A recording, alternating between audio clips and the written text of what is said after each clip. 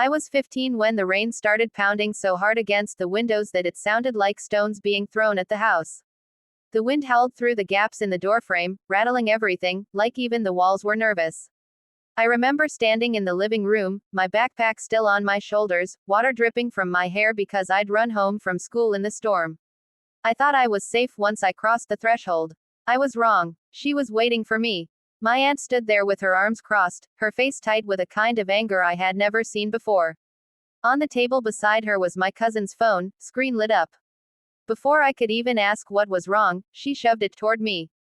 "Explain this," she said. I looked down and felt my stomach drop. A message thread. Screenshots. Words I had never written, conversations I had never had. Someone had created a fake account using my name and profile picture.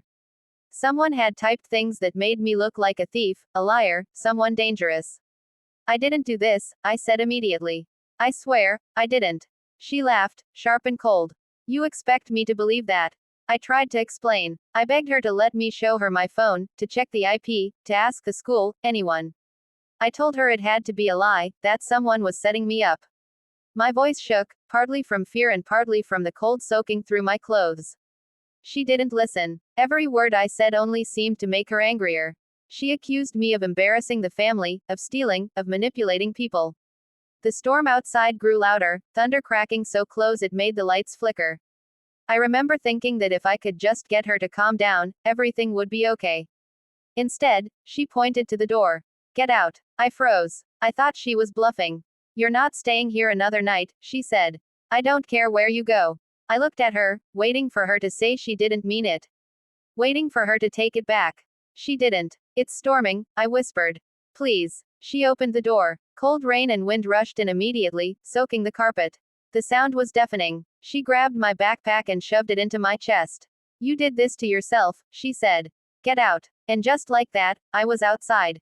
The door slammed shut behind me, loud enough to echo over the thunder. I stood there for a second, stunned, rain drenching me instantly. My shoes filled with water.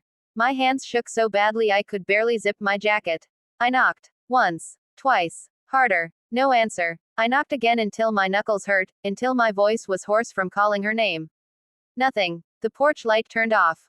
That was the moment something inside me broke. I walked. I didn't know where I was going.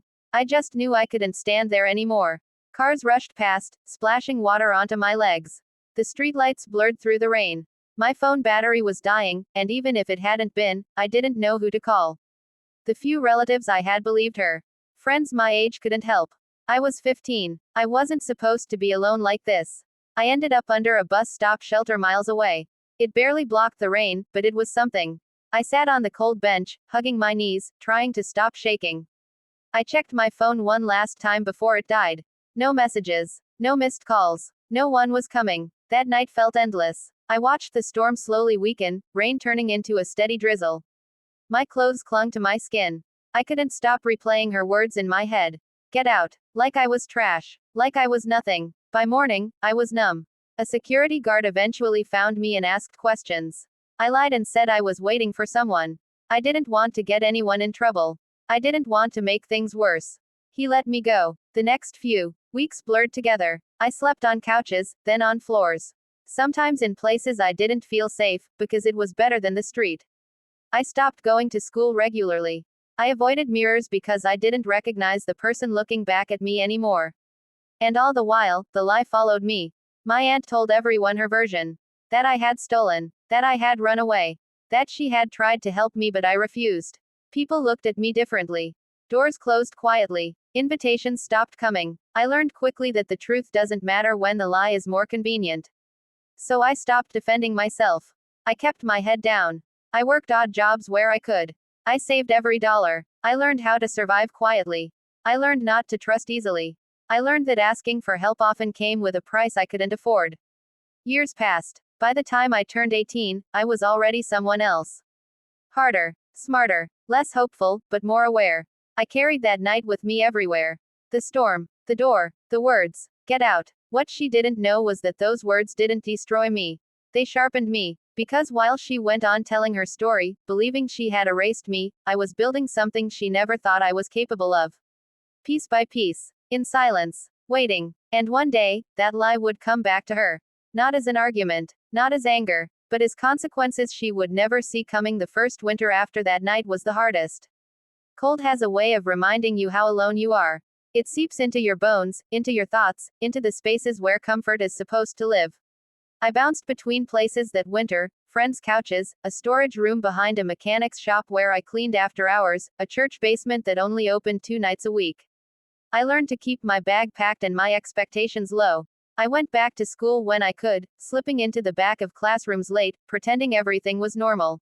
Teachers asked questions with their eyes, not their mouths. I answered none of them. I learned quickly that being invisible was safer than being pitied. When rumors reached me, about how I'd run away, about how I'd been troubled, I swallowed my anger and kept walking. Defending myself felt useless. The lie had already settled in too many minds. The nights were the worst. I replayed the moment the door slammed shut until it felt like it had happened to someone else. Sometimes I wondered if she ever thought about it. If she ever questioned the screenshots, the fake messages, the convenient story she'd chosen to believe.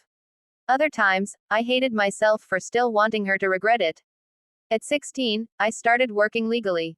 Minimum wage. Long hours. I saved everything I could, skipping meals, wearing the same clothes until they fell apart. I learned how to budget because I had no choice. I learned how to read people because trust was expensive. I learned how to stay calm even when my chest felt like it was caving in. By 17, I had my own tiny room. Barely big enough for a bed and a desk, but it was mine. I paid rent on time. I paid utilities. I cooked cheap meals and told myself it was temporary. I graduated high school quietly, no family in the crowd, no photos taken. When my name was called, I clapped for myself in my head and kept my face neutral. She didn't come. I didn't expect her to. After graduation, I worked full-time and took night classes. Business basics, accounting, anything that felt like it could give me leverage someday. I didn't know what someday looked like yet, only that I didn't want to spend my life running from that night. Social media showed me glimpses of her life whether I wanted them or not. Family gatherings, smiling photos, posts about loyalty and trust, about how hard it was to raise children these days. People praised her strength. I scrolled past every time, my jaw tight, reminding myself that survival was louder than words. The turning point came by accident. A former classmate recognized me at a cafe where I worked. She stared for a moment, then smiled awkwardly and asked how I was doing. I said fine. She hesitated, then said she was surprised to see me. When I asked why, she looked embarrassed. Your aunt said you moved away, she said. She said you didn't want contact. Something inside me snapped, not loudly, not dramatically, but cleanly. I realized then that staying silent hadn't just protected me. It had protected the lie. That night, I wrote everything down. Dates, messages, names, places. I gathered what little proof I still had, old phone records, school attendance logs, emails I'd sent asking to come home that were never answered.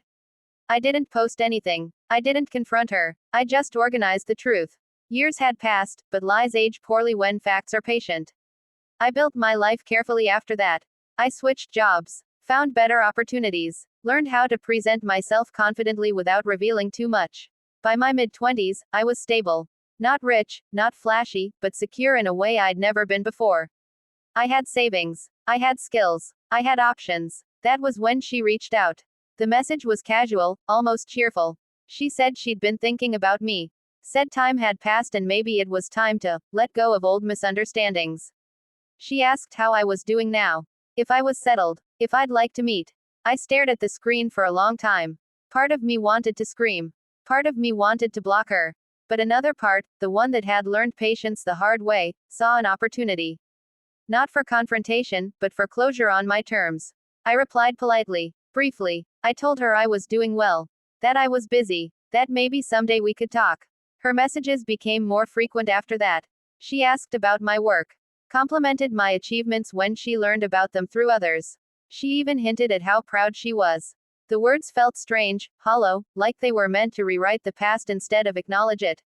I never corrected her. Months later, a family issue surfaced. A dispute. Accusations. Suddenly, the same pattern appeared: screenshots, claims, quick judgments. I watched quietly as people hesitated this time. As questions were asked. As doubt crept in. And for the first time, someone remembered me. They remembered how easily she had believed a lie back then. How quickly she had cast me out. They remembered because I had survived long enough for the pattern to repeat. When the truth finally came out, when it was proven that the original messages had been fabricated, that someone else had orchestrated the whole thing, there was no dramatic confrontation. No apology tour, just silence. She tried to call. I didn't answer. Because the moment she told me to get out, she lost the right to demand anything from me. She had no idea that night would shape every decision I made afterward. No idea that, get out, would turn into independence, clarity, and strength she could never claim credit for. And she still had no idea how close she was to understanding what that lie had truly cost her. The call came late at night. I knew it was her before I even looked at the screen. Some instinct, some memory etched too deep to fade. I let it ring, watched it stop, then ring again. I turned the phone face down and sat there in the quiet, listening to my own breathing. I had imagined this moment for years, her voice breaking, apologies spilling out, explanations that came too late. But now that it was here, I felt nothing like satisfaction. Just a calm certainty that I didn't owe her the version of me she had thrown away. A few days later, she showed up where I worked. I saw her through the glass doors, standing awkwardly, older than I remembered. Her hair had more gray. Her posture wasn't as straight. For a second, something twisted in my chest, not pity, not anger, just the strange recognition of someone who had once been my whole world and now felt like a distant stranger. I didn't go to her. I finished my shift. I washed my hands. I clocked out. Only then did I step outside. She turned when she saw me, relief flashing across her face as if she had been holding her breath for years. She started talking immediately, about misunderstandings, about being manipulated, about how she had done what she thought was best. Her words tumbled over each other, desperate to catch up with time. I listened. That was my power now. When she finally stopped, waiting for something, anything, from me, I spoke quietly. I told her I knew the truth. Not just about the lie, but about every moment afterward. The silence. The choice not to check. The choice not to protect. I told her that being a parent wasn't about believing the easiest story. It was about standing still long enough to hear the hard one. She cried then. Real tears. She said she had been wrong. She said she wanted to fix things. I told her some things can't be fixed. Only understood. I didn't yell. I didn't accuse. I simply told her what my life had been like after she closed that door. The nights. The hunger. The fear. The strength it took to keep going when no one was coming to save me. I didn't embellish. I didn't soften it either. She looked at me like she was seeing a ghost, someone she thought she'd buried, standing alive and unbroken in front of her. I told her I forgave her. Not for her sake. For mine. But forgiveness, I explained, didn't mean access. It didn't mean a relationship. It didn't mean pretending the past hadn't shaped us both into people who no longer fit together. She asked if there was any chance we could start over. I shook my head. We stood there for a long moment, the space between us filled with everything that had never been said when it mattered most. Then I wished her well and walked away. I didn't look back. In the months that followed, word spread quietly. Not through posts or confrontations, but through conversations where the truth finally had room to breathe. People who had once avoided my name reached out. Some apologized. Some didn't know what to say at all. I didn't need their validation anymore. I focused on my life, the one I had built with shaking hands and stubborn hope. I moved into a better place. I took risks I would have been too afraid to take before. I surrounded myself with people who chose me without conditions. Sometimes, on stormy nights, I still remember that first one. The rain, the door, the words that cut deeper than the cold ever could. But now those memories feel different. They no longer define me. They remind me of how far I've come. At 15, I was told to get out because of a lie. She had no idea that those words would become the beginning of everything she could never control again. No idea that the child she tried to erase would grow into someone strong enough to walk away without hatred, without regret, and without needing her approval to stand tall. And that was the ending she never saw coming.